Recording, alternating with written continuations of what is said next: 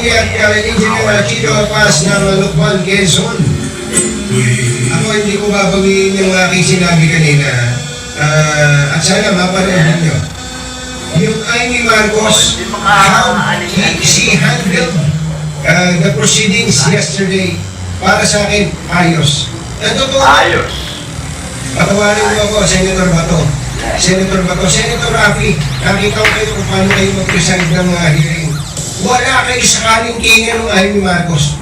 Wala. Talaga, wala kayo sakaling kingan ni Amy Marcos, ha? Naisip ko Yan, doon may taberna na sasabi niya. Hindi. Kayong mga senador, wala kayo sakaling kingan ng senador Amy Marcos. Maganda pagkakandali. Nagpunta kasi siya doon, nakahanda siya. Nag-aral siya.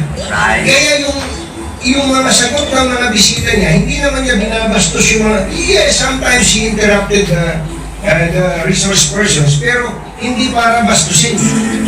Kaya objectively, well, to the best of my ability, gusto ko sabihin objectively, sana, ganun ang pag-handle ng mga kumikihan sa